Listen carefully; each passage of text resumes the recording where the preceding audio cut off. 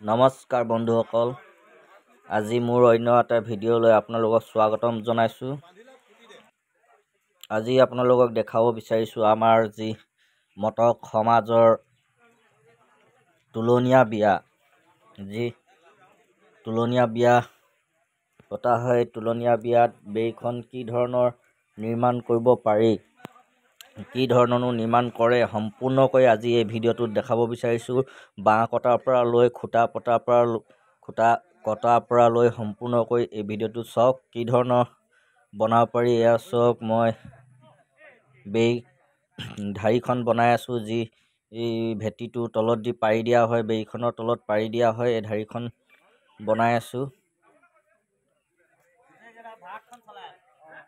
আজি সম্পূৰ্ণকৈ দেখাব বিচাৰিছোঁ কি প্ৰচেছত, মানে কেনেকুৱা ধৰণত ধৰি লওক বনাব পাৰি বেইখন। ইয়াৰ ৰাইজ, গৰখীয়া ৰাইজ, সকলোবিলাক ৰাইজ আহিছে। গৰখীয়া ৰাইজ যি আমাৰ তুলনীয়া বিয়া 7 দিনীয়া, 9 দিনীয়া, 11 দিনীয়া, সময় সুবিধা চাই 13 দিনীয়া কৈ অনুষ্ঠিত কৰে।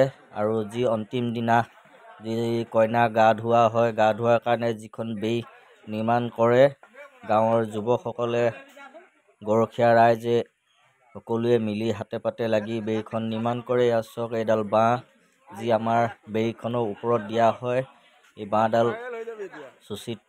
চাচি থকা হৈছে। এটা ধুনীয়া সৌন্দৰ্য ৰূপ দিছে।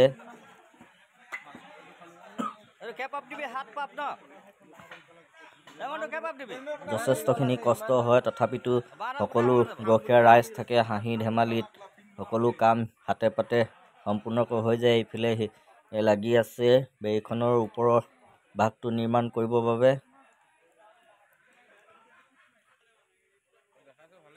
এয়া যি আমাৰ বেই ওপৰত, বাঁহডালৰ ওপৰত এজনী চৰাই প্ৰয়োজন হয় বাঁহৰ। এয়া এজনে চৰাই নিৰ্মাণ কৰি আছে।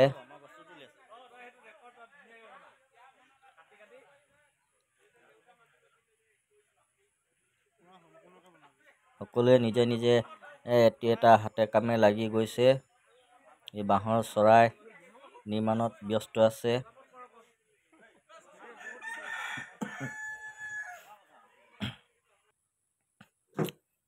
বাঁহডাল চাচি সম্পূৰ্ণ শেষ হওঁ অৱস্থা হৈছে, সকলোৱে লাগি গৈছে।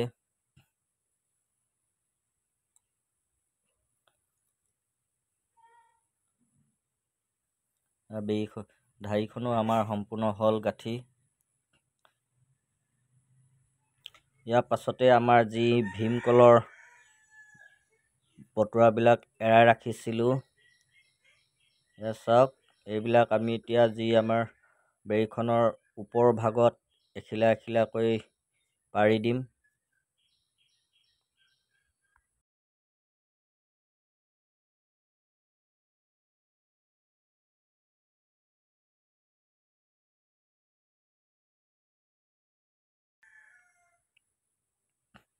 এয়া ভীমকলৰ পটুৱা হয়। পটুৱাবিলাক ভালকৈ অৰুৱাই লোৱা হৈছিলে। যি অৱশিষ্ট আছিলে, যিখিনি আমি এই পটুৱাখন অৰুৱাতে যিখিনি এৰাইছিলে, সেই এৰুৱাখিনি আমি ঢাৰিখন বনাবলৈ ব্যৱহাৰ কৰিলোঁ। চাওক ওপৰত কি ধুনীয়াকৈ সকলোৱে হাতে পাতে লাগি ধুনীয়াকৈ পাৰি দিয়া হৈছে। বহুত জেগাত দেখোঁ ইয়াত কিছুমানে কাপোৰ লগাই দিয়ে, কিছুমানে ৰঙীল কাগজ দিয়ে, কিন্তু আমাৰ এইফালে আমাৰ গাঁৱত বিশেষকৈ আমি ভীমকলৰ যি পটুৱা আছে তাৰ অৰুৱাই কিনে আমি ধুনীয়াকৈ লগাওঁ।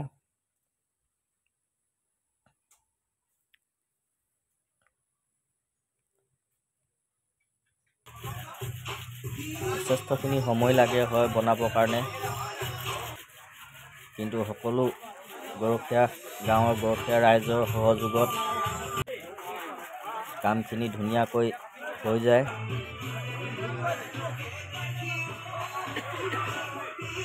পাতবিলাক তলৰ যি পটুৱা আমি এৰুৱাই লৈছিলোঁ, এৰুৱাই দিছোঁ, কি ধুনীয়াকৈ ওপৰত দি দিয়া হৈছে। বন্ধুসকল, ভিডিঅ'টো চাই কেনে পাইছে? যদি ভাল লাগিছে লাইক কমেণ্ট কৰিব।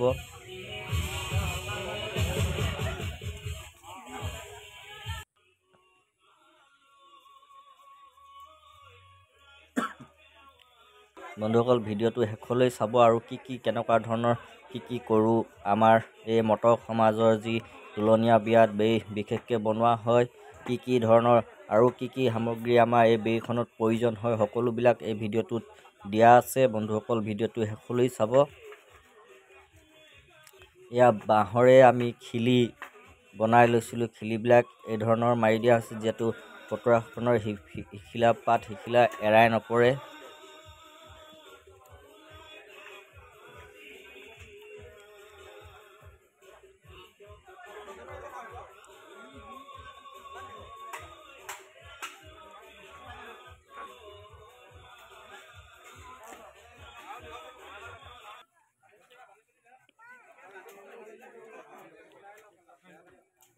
কলৰ যি পটুৱা উৰুৱাই লৈছিলোঁ দিয়াৰ পিছত সম্পূৰ্ণ হৈ যোৱাৰ পিছত আমি এডাল কামি দি ধুনীয়াকৈ ৰাউণ্ডটো বান্ধি দিওঁ যিটো এৰাই নপৰে। তাৰপিছত কামিডালৰ ওপৰত আৰু এখন পটুৱা ধুনীয়াকৈ ৰাউণ্ডটো ধুনীয়াকৈ মেৰিয়াই দিওঁ যাতে এটা ধুনীয়া সৌন্দৰ্য বাঢ়ি উঠে। ইফালে আমাৰ বন্ধুসকলে বাঁহডাল খুচিয়ে আছে।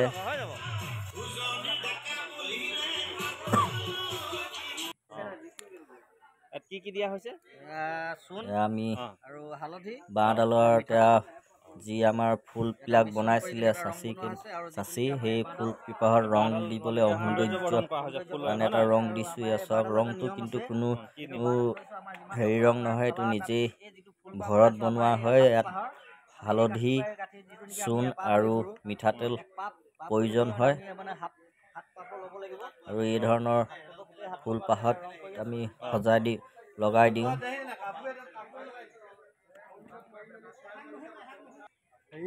এটা কলডিল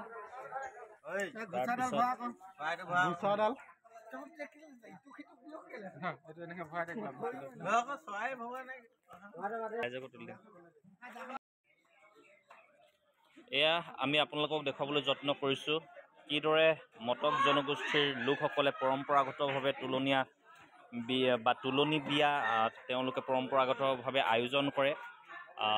সেই কিছু দৃশ্যাংশ আমি আপোনালোকক দেখুৱাবলৈ যত্ন কৰিছোঁ। যিদিনাখন তুলনী বিয়া সাধাৰণতে 7 দিনীয়া 9 দিনীয়া বা 11 দিনীয়া হয় আৰু অন্তিম দিনাখন বিয়া উঠে আৰু সেইদিনাখনেই গাঁৱৰ যুৱকসকলে গাঁৱৰ গৰখীয়া যুৱকসকল আহি সাধাৰণতে এখন বেই সাজে খুব সুন্দৰকৈ। সেই আজিৰ বেই বনোৱাৰ দিনটোৰ কিছু দৃশ্যাংশ আমি আপোনালোকক দেখুৱাবলৈ যত্ন কৰিছোঁ আৰু বেইখন খুব সুন্দৰভাৱে গাঁৱৰ গৰখীয়া ৰাইজে আহি এই বেইখন সাজি গৃহস্থক দিয়ে। সেই দৃশ্য আমি আপোনালোকক দেখুৱাবলৈ যত্ন কৰিছোঁ। এয়া এডাল চাওক বাঁহ, বেইখনৰ ওপৰ ভাগত এই সুন্দৰকৈ সজোৱা বাঁহডাল দিয়া হ'ব। সেই বাঁহডাল কি ধৰণে সজাই তুলিছে সেই দৃশ্য আমি আপোনালোকক দেখুৱাবলৈ যত্ন কৰিছোঁ। ইয়াতে বাঁহডালৰ একেবাৰে ওপৰ ভাগত এজনী চৰাই, এয়া চৰাই দেখিছে আপোনালোকে, লগতে ধানৰ ঠোক চৰাইজনীয়ে লৈ আছে। ইয়াৰ নিশ্চয় ইয়াৰ কিছু অৰ্থ আছে। লগতে এটা কলডিল, এপাত ধনু, লগতে কাঁড়, এই দৃশ্য আমি আপোনালোকক দেখুৱাবলৈ যত্ন কৰিছোঁ। আৰু এইখন সাজি উলিওৱা বেই সম্পূৰ্ণ হোৱা নাই এতিয়ালৈকে। ইয়াতে মোন খনিকৰ আছে, তেওঁ নেতৃত্ব লৈ আছে এই বেইখন বনোৱাত। সেই দৃশ্য আমি আপোনালোকক দেখুৱাবলৈ যত্ন কৰিছোঁ। ইয়াতে এইবিলাক নাহৰ পাত, আম পাত, কলপুলিৰে সুন্দৰকৈ সজোৱা হয় সাধাৰণতে এই বেইখন। আৰু এনেধৰণৰ পৰম্পৰাগত যি বেই বনোৱা পদ্ধতি, এই পদ্ধতি এতিয়াও অব্যাহত আছে। ডিব্ৰুগড় জিলাৰ বহুতো গাঁৱত আচলতে মটক জনগোষ্ঠীয় গাঁওসমূহত এই পৰম্পৰা অব্যাহত আছে। বিশেষকৈ আজি আমি আপোনালোকক এই দৃশ্য দেখুৱাবলৈ যত্ন কৰিছোঁ কানাই গাঁৱৰ পৰা। এয়া চাওক খুব সুন্দৰকৈ এখন বেই সাজি উলিওৱা হৈছে। সেই দৃশ্য ইয়াতে কন্যাগৰাকীক আজিৰ দিনটোত ইয়াতে গা ধোৱা হ'ব। আৰু এইফালে আমাৰ সেই দূৰৰ পৰা কন্যা মাকে চাই আছে, মই বৌক দেখুৱাই দিছোঁ।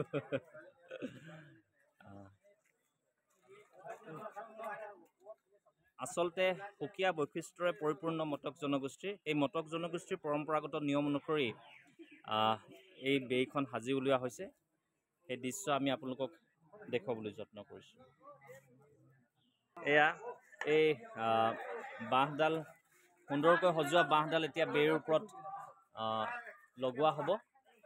এয়া চাওক কিদৰে গাঁৱৰ যুৱকসকলে এই বাঁহডাল বেইখনৰ ওপৰত লগাব। সেই দৃশ্য আমি আপোনালোকক দেখুৱাবলৈ যত্ন কৰিম। এয়া চাওক বাঁহডাল কিদৰে লগোৱা হৈছে সেই দৃশ্য আপোনালোকক দেখুৱাবলৈ যত্ন কৰিছোঁ। এয়া চাওক কিদৰে গাঁৱৰ যুৱকসকল ওলাই আহি সকলোৱে সমূহীয়া প্ৰচেষ্টাত এই বেইখন সাজি উলিওৱা হৈছে। আচলতে গাঁৱৰ সমাজতে এনে দৃশ্য দেখিবলৈ পোৱা যায় আৰু ইয়ে প্ৰতিফলিত কৰে গাঁৱৰ ৰাইজৰ মাজত আত্মীয়তাবোধ বা ঐক্যবদ্ধতাক প্ৰতিফলিত কৰে। সেই দৃশ্য আমি আপোনালোকক দেখুৱাবলৈ যত্ন কৰিছোঁ।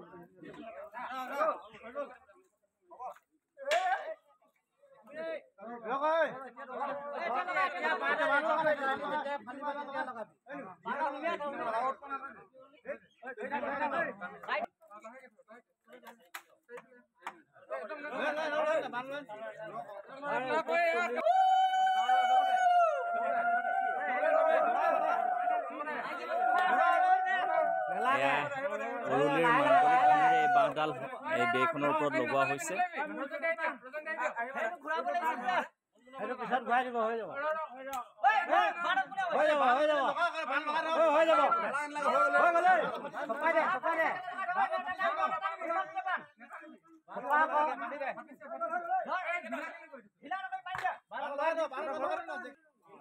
এয়া পাতিদৈ গছ দিয়া হয় ন। কুমলীয়া বা চনকা মই কৈ আছো তহঁতি তাক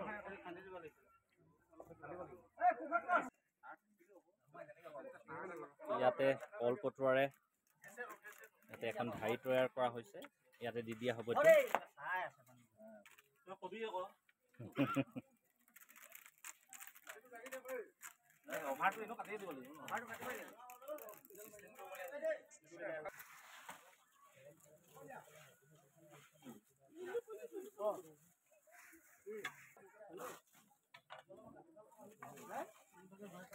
সুনীল কি কি পাত লগোৱা হৈছে? তামোল, নাহৰ, আম।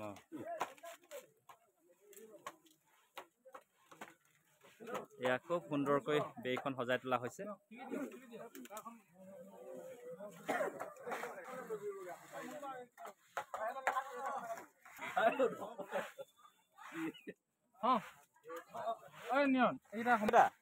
কি বনাই আছে আপুনি? ছোৱালী গা ধুবলৈ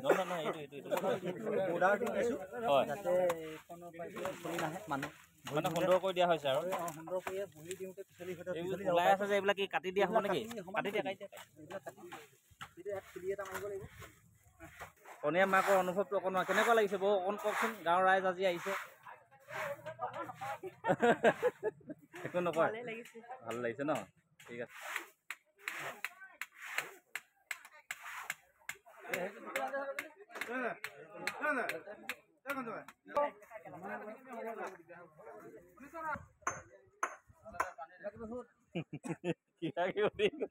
কি কবা কোৱা? এয়া কণীয়া দদাই ঘূৰি ফুৰিছে। দেখিছে আমাৰ এতিয়া সম্পূৰ্ণ হওঁ হৈছে বেইখন আমাৰ ওপৰত দেখিছোঁ বাঁহডাল আমাৰ তোলা হ'ল। যিখিনি দৃশ্য দেখিলেই তাৰপিছত আকৌ এয়া আমাৰ তামোল পাত, নাহৰ পাত আৰু এয়া তামোল পাত আমি আম পাত, নাহৰ পাত, তামোল পাতে দি আমি ধুনীয়াকৈ হেৰি কৰি দিছোঁ, বন্ধ কৰি দিছোঁ যাতে কইনা ধুনীয়াকৈ গা ধুব পাৰে। যি আমাৰ তোলনি বিয়া আজি যিহেতু অন্তিম দিনত ধুনীয়াকৈ গা ধুব পৰাকৈ আমি এইটো দৃশ্য দেখিছে। বেইখন ৰাইজ বন্ধুসকল কমেণ্ট কৰিব এই বেইখন কেনেকুৱা পাইছে, দেখি কেনেকুৱা লাগিছে। ভিডিঅ'টো আগলৈ শ্বেয়াৰ কৰিব যাতে বহুত জেগাত যুৱকসকলে কিছুমান জেগাত আমি দেখোঁ এই ছিষ্টেমত মানে বনাব পাৰিব। ভিডিঅ'টো শ্বেয়াৰ কৰিব আৰু লাইক কমেণ্ট কৰিব আৰু কেনে পাইছে ভিডিঅ'টো চাই নিশ্চয় কমেণ্ট কৰিব। ধন্যবাদ।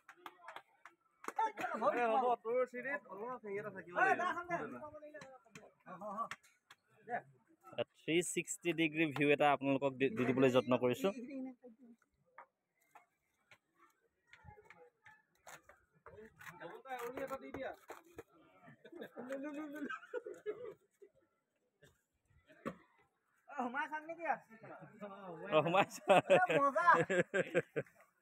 ইয়াত দেখিছেনে টপাটো?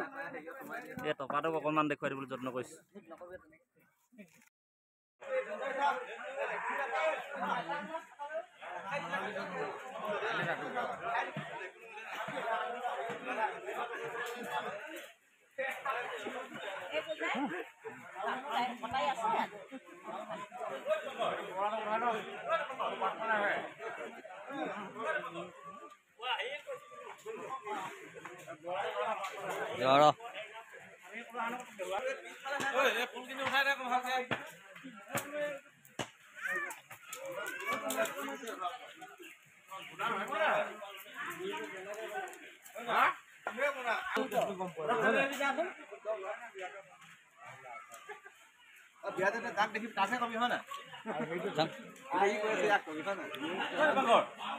মনটো ভাইৰেল হৈ যাবি এতিয়া।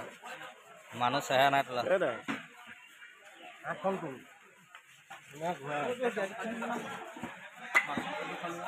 এইটো কে পাপ দিবি? 7 পাপ ন?